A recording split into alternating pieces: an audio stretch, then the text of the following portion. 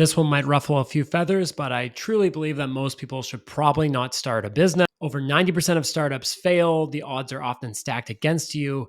And most people love the romance and dream of buying or founding of the next big company and growing it, only to find themselves stuck in a rut and feels like what you're pushing a rock constantly uphill. And they would probably been better off actually buying a business, which is in Walker Deibel's book, Buy Then Build, is his advice is find that business, between has a few million in revenue, has existing profits, has a long operating history, and then grow it from there. It really skips that 0 to 1 phase, which is where most people fail and can't survive, and allows you to apply your skill set and energy to growing something. If you're wondering what if you should buy a business, here's a couple questions to ask yourself. Have you ever been an employee for someone and thought, I could be doing things better, I could be running things better? Have you ever managed a budget and you found yourself, enjoying the process of making improvements in that budget and driving the bottom line?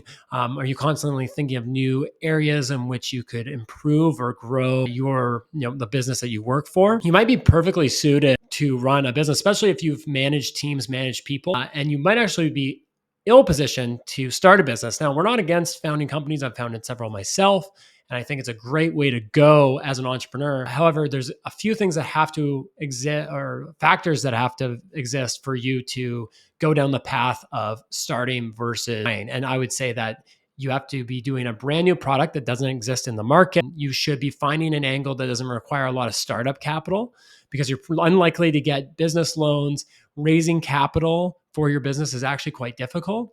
Whereas when you buy a business, you can actually unlock more financing because there's lots of SBA financing available, and you can usually raise money because you have a business that you can present with existing cash flows and an existing return to investors. So overall, I would say in the majority of cases, it's super rare, untalked about, is starting to get some traction now, but buying a business can be really a great path to freedom and entrepreneurship. It takes hard work, don't get us wrong, but oftentimes starting that business can be a lot less romantic than it seems. If you want to learn more about buying a business, you should join our weekly buyer office hours. You can also read more on this topic in the link below, or you can reach out to us.